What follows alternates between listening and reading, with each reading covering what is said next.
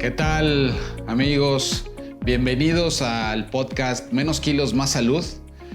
En esta nueva edición, ahora me tocó sin compañía. Vamos a hablar de un tema súper interesante y que les llama mucho la atención a todos ustedes, que son las complicaciones en cirugía bariátrica. Una situación frecuente que nos dicen los pacientes, que a lo mejor ya preguntaron en otros lados, vieron en videos, o que hemos tenido pacientes que han sido operados en otros lados, dicen que no les platicaron sobre todas las complicaciones que pudiera haber después de una cirugía bariátrica. Entonces, bueno, pues aquí vamos a tratar de resolver esas dudas. Por favor, si hubiera alguna otra duda o algún comentario que tuvieran, pues por favor déjenlo aquí escrito para resolverlo, porque es bien importante que tengamos pacientes bien educados, que entiendan bien cuál es el proceso de la cirugía bariátrica, cómo se va a realizar, cómo va a cambiar su vida y cuáles son las posibles complicaciones.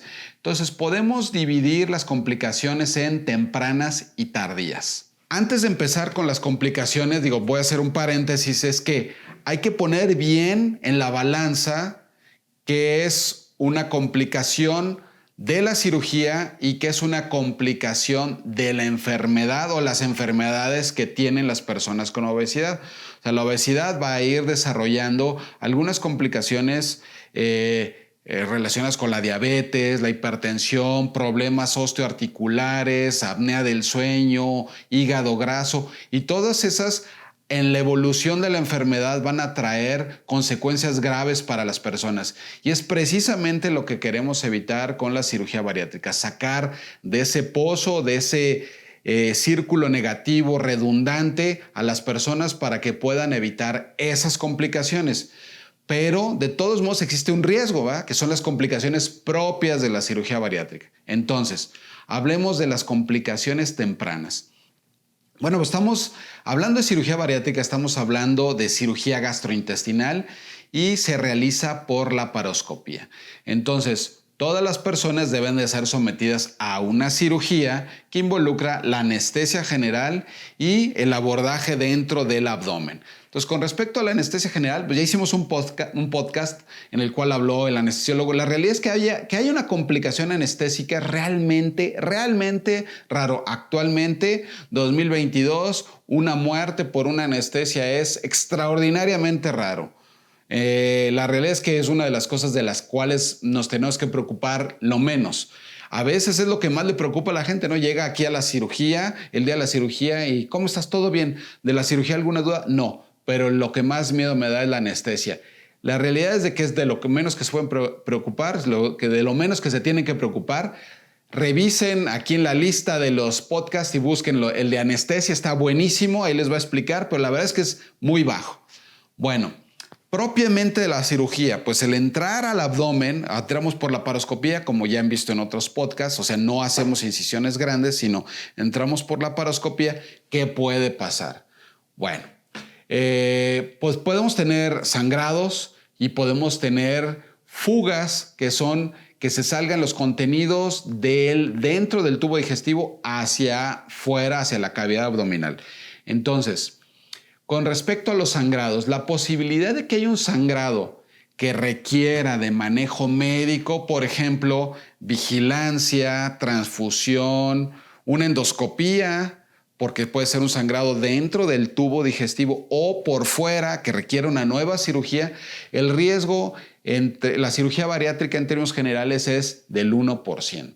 Más o menos, un poquito más en bypass y un poquito menos en manga, pero básicamente 1%. Afortunadamente, bueno, pues en nuestras series, en manga gástrica tenemos 0 y en bypass hemos tenido que realizar un par de endoscopias, hablando de miles de pacientes que tuvieron evacuaciones que hacían notar que había sangre y que pues revisamos y se les puso un clip, se realizó una cauterización ahí en algún sitio de la anastomosis y de ahí no pasamos.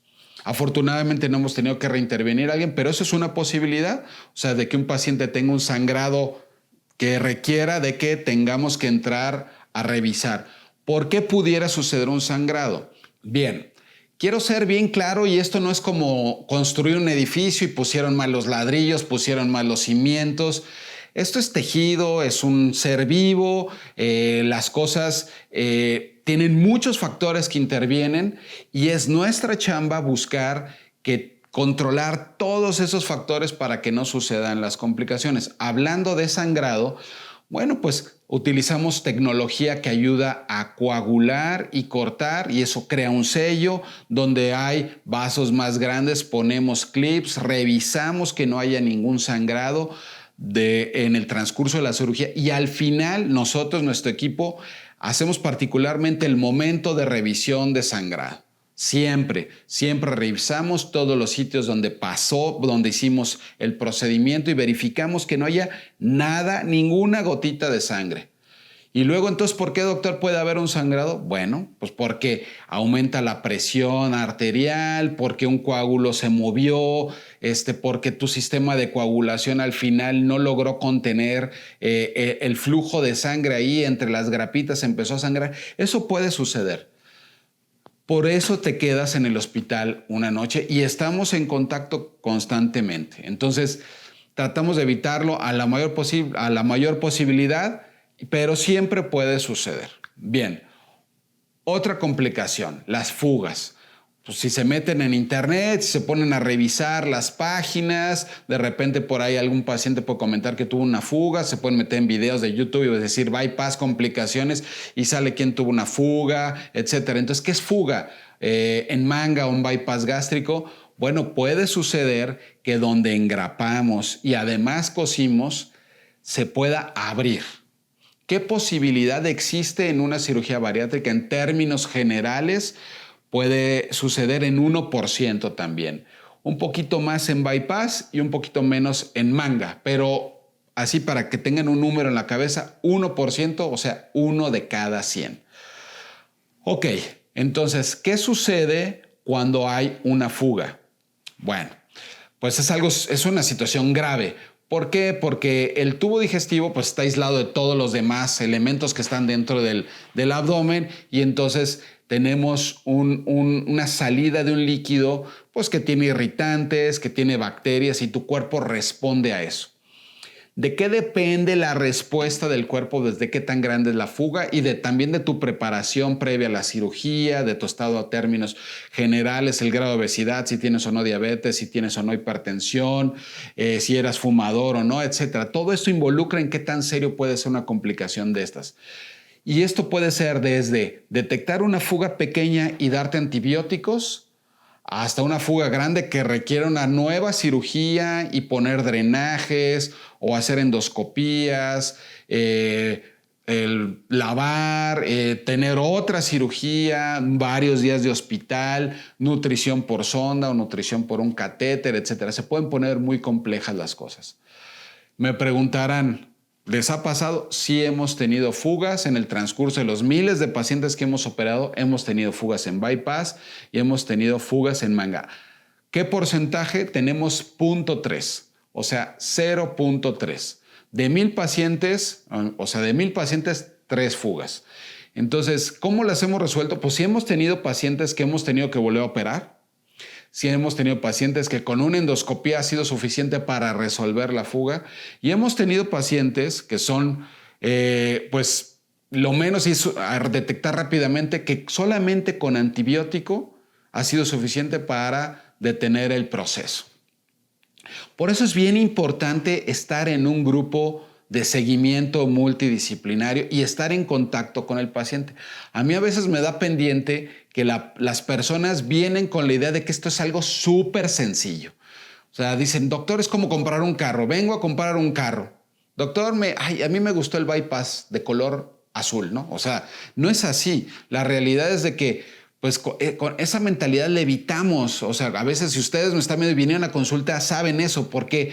Porque explicamos todo el concepto en general de que entiendan el riesgo al que se someten. Es como cuando uno se fuera a hacer un viaje en avión y antes de subirte llegas ahí al mostrador y te dicen, muy bien, pues va a firmar el consentimiento del avión, que queda implícito, ¿eh? O sea, hay que buscarlo y vienen las letras chiquitas. Pues nosotros no lo dejamos en letras chiquitas. Hacemos un video de esto, se los explicamos en la consulta y antes de la cirugía revisamos un consentimiento que leemos con ustedes para que estén de acuerdo con los riesgos.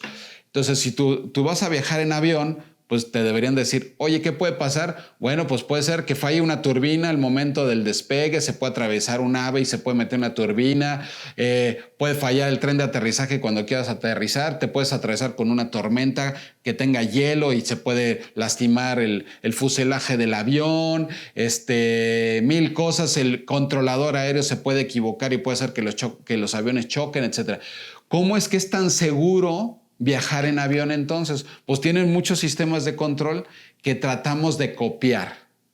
Bueno, no tratamos, copiamos y hacemos nuestros sistemas de verificación para evitar en cada momento que surja una complicación.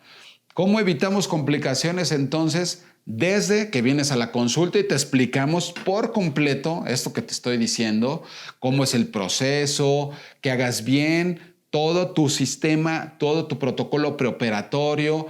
Durante la cirugía somos súper estandarizados, hacemos todo siempre igual, todo siempre bien protocolizado. Tenemos listas de verificación previas a la cirugía, durante la cirugía, posterior a la cirugía, para poder encontrar si hay alguna variación en la normalidad, poder detectar rápidamente una complicación.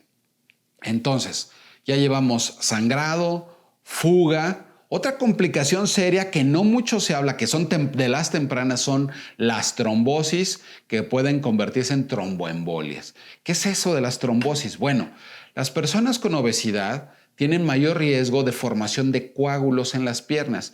Estos coágulos, pues imagínate una tubería que se atascó ahí de hojas y de repente tiene un bodoque enorme de hojas y lo sueltas y va y se atora más adelante, pero se atora donde iban la desembocadura de otros sistemas de drenaje. Entonces, ahí se atora y se corta el flujo. Bueno, eso puede pasar. Se te puede formar un coágulo en la pierna y que se suelte y se vaya y se aloje en una de las arterias pulmonares. Y eso es gravísimo. Bueno, depende de qué tan grande sea el coágulo. Si es un coágulo pequeño, pues puedes tener dificultad para respirar, aumenta tu frecuencia respiratoria, aumenta tu frecuencia cardíaca, sientes que te falta un poco el aire y pues de ahí no pasa. Pero si es un coágulo grandote y es masivo, pues puede bloquear una buena porción de la arteria pulmonar o de las arterias pulmonares y eso te puede condicionar la muerte. Entonces, bueno, pues también somos súper latosos y los pacientes que hayan venido con nosotros se darán cuenta, y estoy explicando más ampliamente esto del tema de tromboembolia pulmonar, porque somos bien latosos con hacer ejercicio antes de la cirugía, estar bien hidratados. Una noche antes de la noche antes de la cirugía les aplicamos un anticoagulante, les ponemos medias para evitar los coágulos, los hacemos caminar temprano, los hidratamos adecuadamente, movilización fuera de cama, ejercicios respiratorios, todo eso va enfocado en disminuir las complicaciones y todo lo que acabo de decir, particularmente en la formación de coágulos que se vayan a ir a los pulmones, o sea, tromboembolismo pulmonar. Entonces, todos los pacientes, todos en nuestro grupo utilizamos anticoagulante previo y posterior a la cirugía. Claro que esto puede aumentar un poquito el riesgo de sangrado y por eso controlamos todo y llevamos un equilibrio claro.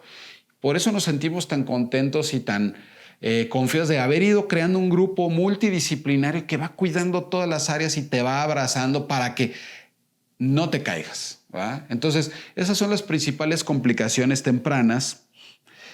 Bueno, diferencias en los sangrados también. Digo, nada más para hacer la acotación, que puede ser el sangrado en manga o en bypass. Bueno, pues en bypass había sido es un poquito mayor porque hay más sitios de corte y de unión.